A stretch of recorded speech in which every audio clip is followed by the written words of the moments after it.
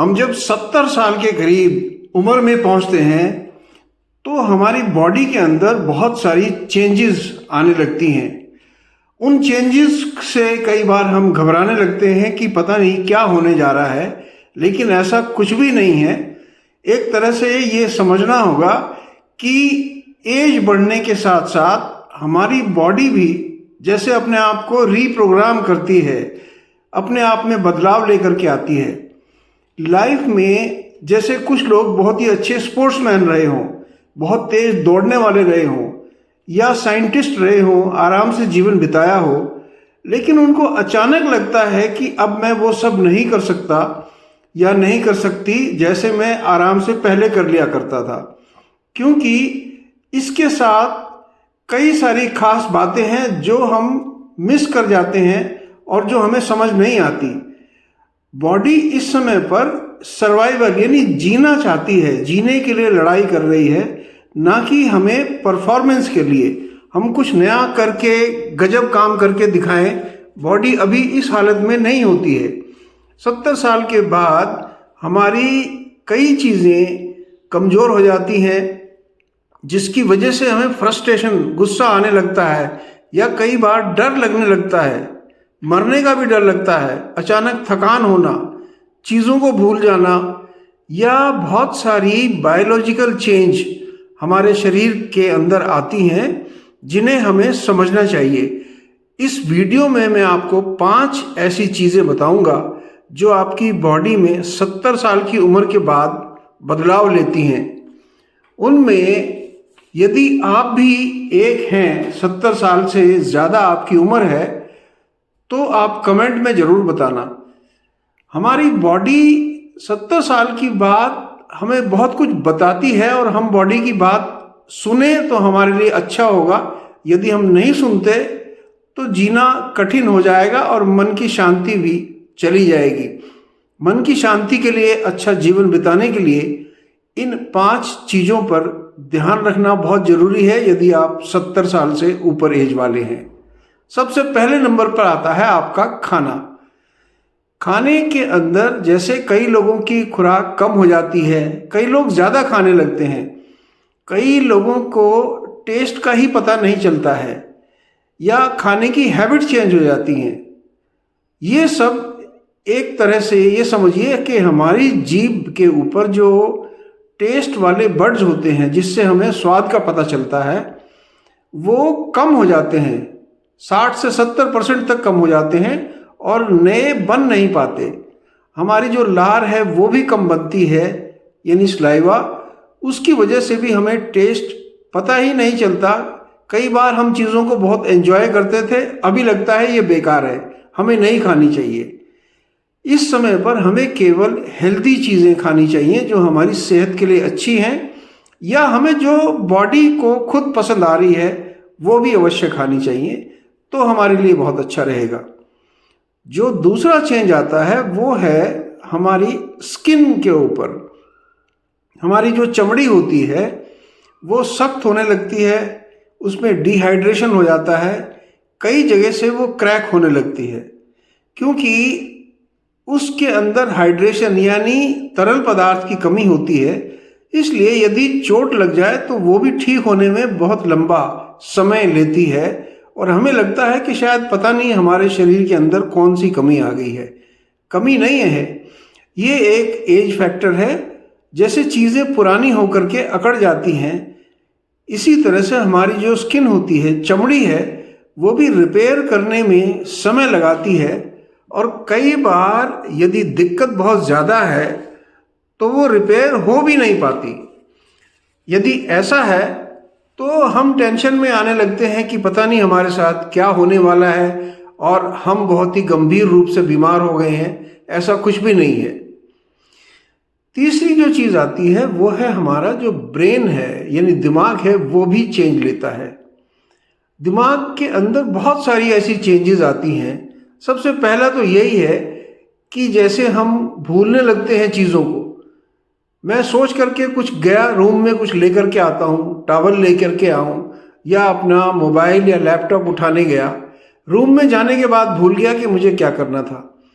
ये एक normal behaviour है, क्योंकि हमारा जो रिएक्शन है दिमाग का वो स्लो हो जाता है और ब्रेन खुद अपनी रीवायरिंग करने में बिजी होता है, यानी अपने आप को बदलाव करने में वो काफ़ी व्यस्त रहता है। इस स्लो रिएक्शन की वजह से हम घबराने लगते हैं कि शायद हमारा दिमाग काम नहीं कर रहा है।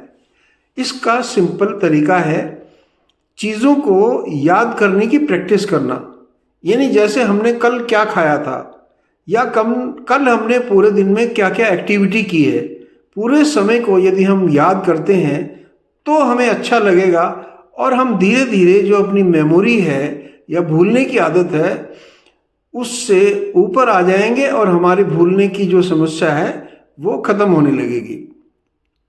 चौथा जो फैक्टर आता है वो है हमारी मस्कुलर चेंज।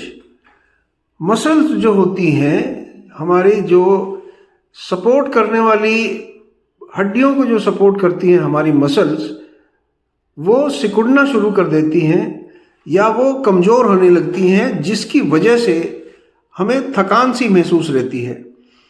वो कई बार बहुत ज़्यादा अकड़ने लगती हैं। उनमें अकड़न आने की वजह से भी हमको लगता है कि हमारी जो पावर है, वो शरीर की जो ताकत है वो समाप्त होती जा रही है, जिससे कि गिरने का डर काफ़ी ज़्यादा हो जाता है। ये होता इसलिए है कि एक एज की वजह से हमारी मसल्स तो सिकुड़ती ही हैं, लेकिन हमारा जो ब्रेन का सिग्नल है वो रिएक्शन टाइम ज़्यादा होता है, सिग्नल धीरे आता है और मसल्स के अंदर जो कोशिकाएं हैं वो उस सिग्नल से रिस्पॉन्ड नहीं कर पाती, यानी उस सिग्नल का जवाब नहीं दे पाती या जो बताया गया है वो काम नहीं कर पाती। इसलिए ज़्यादा समस्या आती है और गिरने का हमें बहुत ज़्यादा डर रहता है। नेक्स्ट आता है जो सबसे ज़्यादा बहुत से लोगों को महसूस होता है, वो है सोने की दिक्कत। हमें ये समझना चाहिए कि एक समय के बाद हमारा जो बॉडी क्लॉक है, जो दिमाग के अंदर सेट था कि हम 10 बजे सोएं, 5 बजे उठें, बॉडी क्लॉक चेंज होने लगता है। कई बार हम 3 बजे उठ करके बैठ जाते हैं, छत की तरफ देखते रहेंगे या खिड़की से बाहर देखते रहेंगे, या कई चीज़ों को जो हमारे जीवन में घटी हैं उनके बारे में याद करते रहेंगे। और रात कई बार 3 बजे उठने के बाद हमें नींद उस समय पे आएगी जब लोग ब्रेकफास्ट के लिए जा रहे होंगे 7 या 8 बजे। ये नींद डिस्टर्ब होने की वजह से हमारा जीवन हर तरह से डिस्टर्ब हो जाता है, हर तरह की एक्टिविटी हमें डिस्टर्ब करने लगती है और अगला दिन बहुत ही खराब निकलता है। इस सबसे भी निजात पाई जा सकती है। छोटे छोटे काम करें कि सोने से पहले हल्का खाना खाएं और डिम लाइट करके सोएं। जब आप डिम लाइट करके सोएंगे तो नींद आने के चांसेस ज़्यादा होते हैं। सुबह जल्दी यदि उठते हैं तो उगता हुआ सूरज जरूर देखें या सुबह बाहर जरूर बैठें, 10 मिनट की धूप लें। यदि आप ऐसा करते हैं तो आपको नींद की जो समस्या है वो काफ़ी कम डिस्टर्ब करेगी। अपना जो रूटीन है उसे फिक्स बना करके रखें, यानी खाना पीना, सोना, टहलना, इन सब का बिल्कुल फिक्स टाइम होना चाहिए। जब भी हम इस तरह से करेंगे तो हम आराम से अपनी जो ओल्ड एज है उसको एंजॉय कर पाएंगे। हमें ये समझना चाहिए कि ओल्ड एज कोई बीमारी नहीं है, ये जीवन का एक नया चैप्टर है। ये जीवन के दूसरे चैप्टर की शुरुआत है, जिसके लिए हमें अपने आप को तैयार करना होता है। यदि हम इससे तैयारी से मिलेंगे तो हम खुश रहेंगे। यदि बिना तैयारी के हम अपने जीवन को बिताना चाहेंगे 70-75 साल के बाद, तो डेफिनेटली प्रॉब्लम में रहेंगे। इस वीडियो में मैं आपको यही बताना चाहता था कि ये जो 5 चीज़ें हैं, आप इनसे घबराएं नहीं और इनको जो चेंज है वो एक नेचुरल चेंज के तौर पर एक्सेप्ट करें। जब हम इस तरह से करेंगे, अपना जो रूटीन है फिक्स रखेंगे, इन 5 चीज़ों का ध्यान रखेंगे, यानी 5 चीज़ों में जो सबसे पहला आता है, हमारे खाने का टेस्ट बदल जाता है या खाना बदल जाता है। दूसरा, स्किन के अंदर जो चेंजेस आती हैं।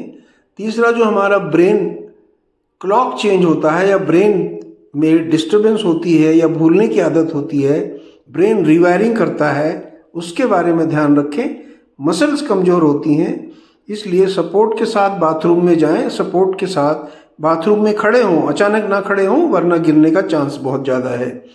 और पांचवा है जो हमारा सोने का क्लॉक है, उसे यदि डिस्टर्ब होता है तो कोशिश करें कि हल्का खाना खा करके सोएं, डिम लाइट में सोएं, और डिस्टर्ब होने की ज़रूरत नहीं है। यदि 3 बजे भी नींद खुलती है तो दिन में कई बार ब्रेकफास्ट के बाद यदि आप एक छोटा सा नैप ले लेते हैं, कोई खराबी नहीं है और कोई गड़बड़ नहीं है उसके अंदर।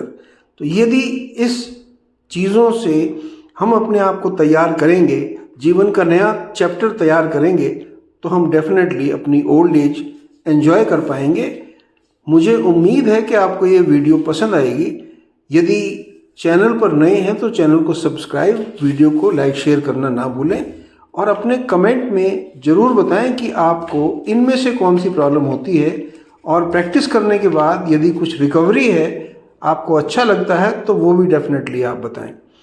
मैं आपके अच्छे लंबे स्वास्थ्य की कामना करता हूँ। आप लंबी उम्र जिएं, स्वस्थ रहें और खुश रहें। Take care, God bless.